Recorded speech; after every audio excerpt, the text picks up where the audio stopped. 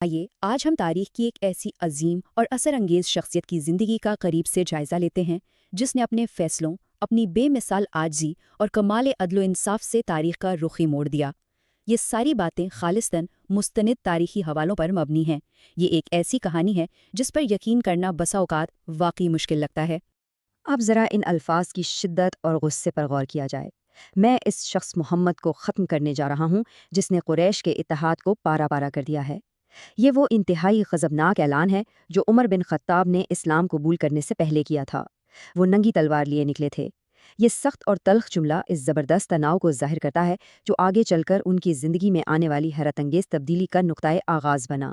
سوچنے کی بات یہ ہے کہ ایک ایسا شخص جو کبھی اسلام کا اس قدر سخت مخالف تھا، آخر کیسے ایک ایسا دور اندیش رہنما بن کر ابھرا جس نے مصر سے لے کر فارس تک پھیلی ہوئی ایک عظیم الشان سلطنت کی بنیاد رکھی۔ دراصل یہ تبدیلی محض ایک فرد کی نظریے کی تبدیلی نہیں تھی، بلکہ ہم کہہ سکتے ہیں کہ یہ ایک پوری نئی تہذیب کی تعمیر کا آغاز تھا۔ تو ہمارا پہلا حصہ ہے عمر کا قبول اسلام، ایک بالکل ہی غیر متوقع موڑ۔ یہ نبوت کے 6 سال کا واقعہ ہے۔ وہ انتہائی غصے کی حالت میں تلوار لے کر نکل چکے تھے۔ راستے میں نعیم بن عبداللہ سے ملاقات ہوئی جنہوں نے حالات بھانپ کر ان کی توجہ خود ان کے اپنے خاندان کی طرف دلا دی، اور پھر جب وہ اپنی بہن کے گھر پہنچے اور وہاں سورت طٰہٰ کی آیات سنے تو ان قرآنی الفاظ نے کچھ ایسا اثر کیا، دل کی گہرائیوں کو ایسے چھوا کہ برسوں کا تعصب اور غصہ ایک ہی پل میں پگھل گیا۔ انہوں نے اسی وقت اسلام قبول کیا اور پھر کھلم کھلا مسلمانوں کی حفاظت کا بیڑا اٹھا لیا۔ یہ تاریخ کا ایک واقعی حیرت انگیز لمحہ تھا۔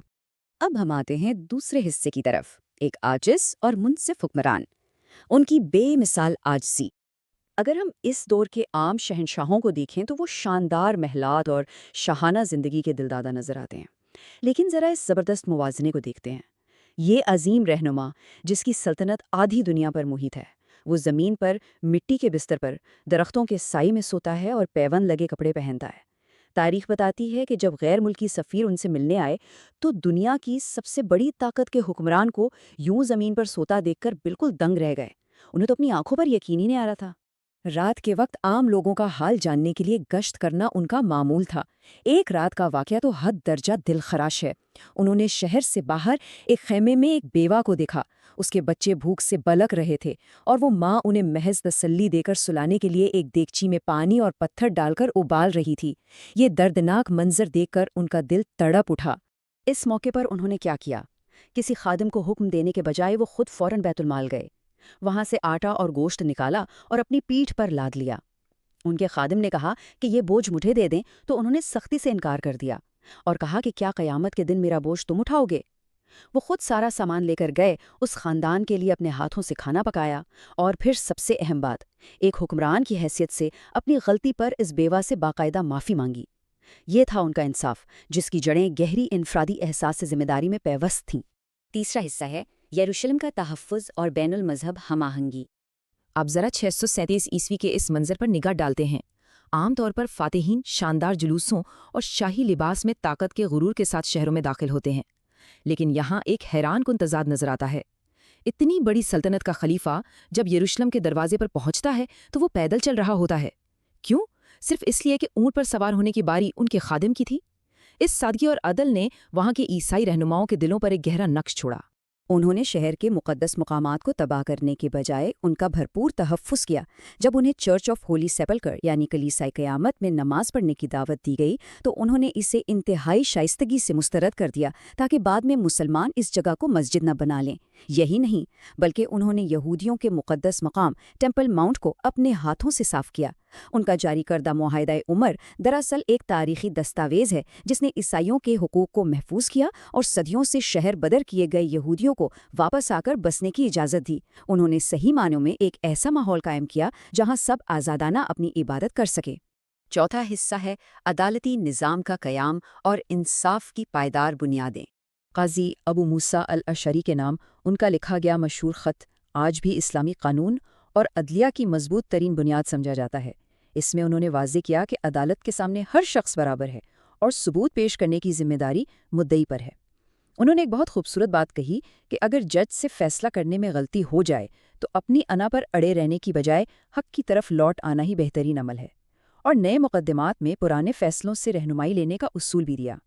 سچ تو یہ ہے کہ یہ زرعی اصول آج کے جدید قانونی نظاموں کے لیے بھی ایک بہترین مشعل راہ ہے۔ ان کی انتظامی صلاحیتوں کا اندازہ اس بات سے بخوبی لگایا جا سکتا ہے کہ انہوں نے تیزی سے پھیلتے ہوئے اس نظام کو ایک باقاعدہ اور فعال فلاحی ریاست میں بدل دیا۔ انہوں نے عوام کی فلاح کے لیے بیت المال یعنی پبلک ٹریجری کا نظام قائم کیا، فوج اور ریاست کے اہلکاروں کو منظم کرنے اور تنخواہوں کے لیے دیوان بنایا، اور مسلمانوں کو ایک متفقہ تاریخی شناخت دینے کے لیے ہجری کیلنڈر کا باقاعدہ آغاز بھی کیا۔ یہ سب اس دور کے لحاظ سے واقعی کمال تھا۔ ہمارا 5واں اور آخری حصہ ہے شہادت اور ورثہ۔ 23 ہجری کا وہ المناک سانحہ۔ حج سے واپسی کا وقت تھا۔ ایک روز انہوں نے کہا، اس غلام نے مجھے ایک دھمکی آمیز انتباہ دیا ہے۔ ان الفاظ کا پس منظر جاننا بہت اہم ہے۔ ایک فارسی مجوسی تھا، ابو لولو فیروز، جو ٹیکس کے ایک عام سے معاملے پر ان سے ناراض ہو گیا تھا، اور اس نے یہ مبہم لیکن انتہائی خطرناک دھمکی دی تھی، اور ان کی دور اندیش نگاہوں نے فوراً اس خطرے کو بھانپ لیا تھا۔ وہ اپنے فرائض میں کس قدر غرق تھے یہ اس بات سے ظاہر ہوتا ہے کہ جب ان پر زہر آلود خنجر سے وہ جان لیوا حملہ ہوا تو وہ فجر کی نماز کی امامت کر رہے تھے اور نمازیوں کی صفیں سیدھی کروا رہے تھے۔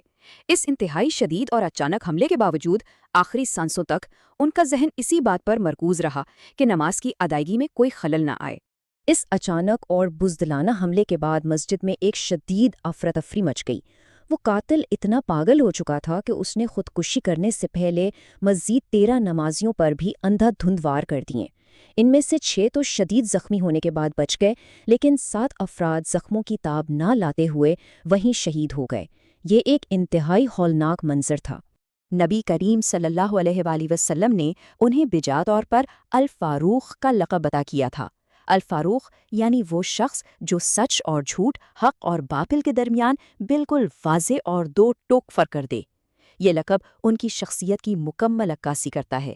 ایک ایسا انسان جس نے اپنی زندگی کا آغاز ایک سخت ترین مخالف کے طور پر کیا تھا، لیکن بعد میں پوری دنیا کے سامنے عدل و انصاف کا سب سے بڑا اور غیر متزلزل علمبردار بن کر ابھرا۔